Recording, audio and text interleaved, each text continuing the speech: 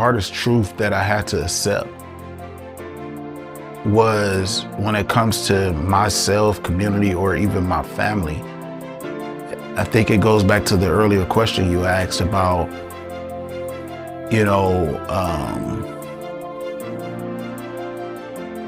my community. I think the hardest truth is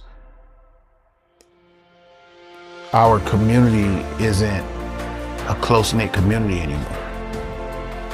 People move in the neighborhood, you don't know who they are, they don't know who you are, and in fact, you never get to know each other because people can't even talk to each other no more.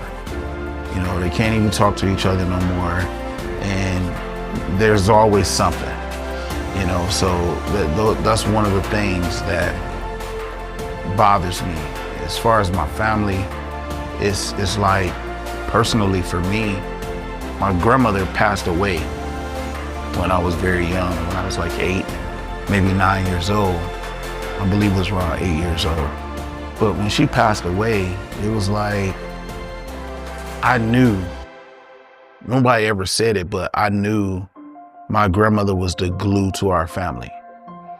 That doesn't mean we didn't have any arguments or anything like that, but she was the glue. She definitely was. And that's why when the movie Soul Food came out back in the day, it reminded me so much of our family. It reminded me so much of my grandmother. And when she passed away, it's like the family just ain't the same no more. There's no togetherness. There's no Thanksgiving dinners together. There are no Easter dinners, and there, is no urgency or interest in even going to family reunions and anything. And that's from me, and I think that's from other family members too. There's no interest in going to family reunions and spending time with family, and I think that's one of the things that, if I could say, one of the hardest truths that I had to accept, that just because you're family, well, not just because you're family, but just because you're blood, doesn't make you be family. So I'm a firm believer of that. I think some of us are closer family members with people that are not biologically our family. And that's, in a lot of ways, it's sad.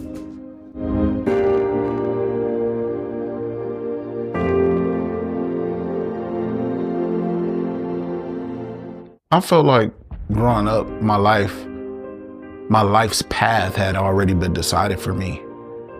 And that's because from my perspective, I didn't know anything else other than the neighborhood, the area, the circle that I was a part of and that I was in. I didn't have the opportunity to go many places or do many things. So, my perception was very small. And I didn't get the opportunity to even go out of town, until I was like 13 years old. That was my first time going out of town. And I thought from that moment that the world was so much bigger than my environment where I was born and raised. I knew then that I had to do something different, because there are some great things out here. There are some better things. I was amazed, just to have that opportunity. But because of the things that I saw and the way that I grew up, I definitely didn't think that there was anything much more than what I was receiving at that time. My father wasn't there. My father wasn't in my life, so the positive male figures that I had in my life, they didn't come around much. So I didn't get a chance to see them. or to even talk to them. And even when they did come around, they didn't pour into me much. So I basically learned on my own. I learned on my own based on me seeing, observing, and listening. That's how I learned how to do things, and that's how I learned how to treat people. That's how I learned how to I guess, understand people's lives and their perspective and the way they view things. So yeah, I really thought that my life path was picked out.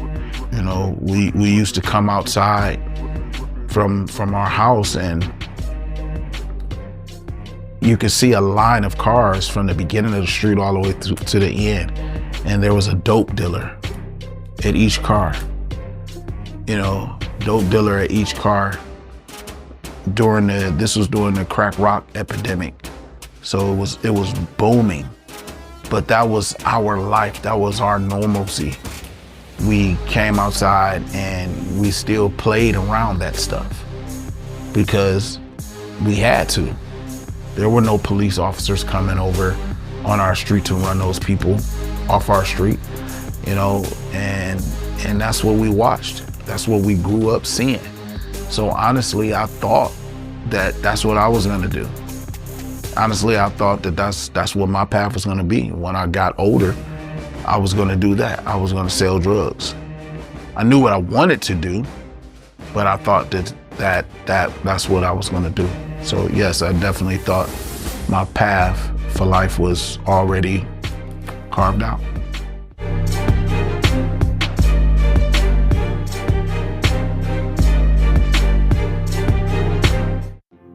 I would say there were plenty of rock bottom moments in my life, but one of the moments that I particularly remember is living in this 4-family apartment building with my mom, my oldest brother, and my 2 sisters. My 2 sisters were babies then. I'm talking about an infant and maybe like 2 years old. They were babies. And my oldest brother, I have 2 older brothers and 2 younger sisters. My other brother lived with his dad. He was being raised by his father, so it was just us, and plus my stepdad. So my mom was married to him. He wasn't around much. He lived with us, but he wasn't around. He was always gone. He rode motorcycles. He was part of a couple motorcycle clubs. So he was pretty popular. So he was gone. And I remember my mom working so hard to buy this furniture for this apartment, and just to make our apartment be warm and welcoming. Although it wasn't, the ideal thing to have an apartment for all of us to stay in, but it was so much bigger than where we came from. It was so much bigger than the house that we lived in, because we lived in a 4-family house, which was my grandmother's house, but all my family basically lived there. So each one of our bedrooms were basically our apartment, our own personal apartment within a house. That's how it was. So it was so much bigger than where we had came from. And I remember my mother worked so hard to buy this furniture. And back then, white was the thing. White furniture was the thing to have. And it meant something. It meant you had some money or something. But everybody, white just did something different. And plus, that was one of my mom's favorite colors. So she loved everything white. And she purchased that. And it was a home. We had a home, because I remember we used to eat dinner, if not every other day, it was every day. But I really remember it being every single day that we had dinner. We sat at the table. We did homework at the table, ate dinner, and we always had dessert.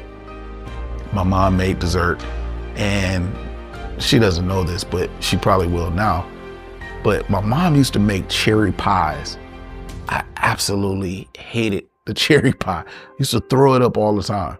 I don't know why, but I used to always throw it up. It just wasn't sitting right with my stomach and sitting right with me. But nonetheless, my mom did make, made sure it was a family environment for us. And on this particular night, I remember being asleep and sleep heavily. And sometimes, when you sleep heavily, you can still be heavily asleep, but understand some things that's going on around you, or hear some things or smell some things. And I definitely smelled smoke, but as usual, I felt that it was just in my dream, but we were in a fire. The apartment was on fire. And my mom, I remember them telling me that it was hard for them to get my oldest brother up too, who slept on the bottom bunk. We had bunk beds, just like that was the thing back then, because Willis and Arnold on Different Strokes, they had bunk beds. So I definitely thought that that's who we were. I was Arnold and my brother was Willis, of course. But we had these bunk beds. And my mom, I remember her telling a story saying that it was tough for her to wake my brother up. And once she got him up, now they were trying to wake me up on the top bunk. Wouldn't get up. I was just done, dead to the world. I would not wake up for nothing. So after that effort of them trying to get me up, in a fire, time is ticking. Time is ticking as flames are getting worse, smoke is getting worse, all that good stuff. And by the time they got me up, the smoke had gotten so thick. Smoke had gotten so thick where it was just like, wow, what are we gonna do? And I remember leaving out of our bedroom and us going left toward the back door. And when you go left, we had to walk through our dining room, and then you walk into the kitchen, and then the back door is there. And I remember we couldn't see anything because it was just so black from the smoke. Smoke was so thick, couldn't breathe. It was hot. And I remember my mom had asked my brother, like, why are we going out the back? Why don't we go out the front?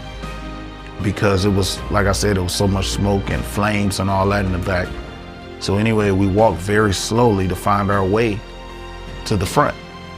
And once we found our way to the front door, we began the stair doors, not the front door, but the stair doors.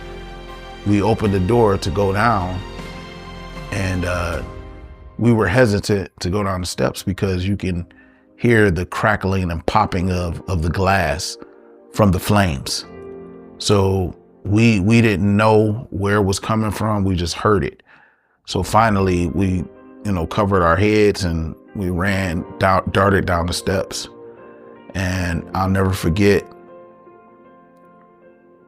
that's when I thought we had hit rock bottom, because we lost everything. We lost all the great furniture and stuff that my mom had bought, our bunk beds, the furniture, everything. We lost all of that. We lost all our clothes. We lost our sense of peace. We lost our sense of security. And it was back to my grandmother's house with the rest of the family. It was us. I had 2 aunts that lived there, and I had 2 uncles that lived there. And one of my uncles was married, and he had his wife and all my cousins. So all of them lived there, plus my grandmother. So a pretty packed house.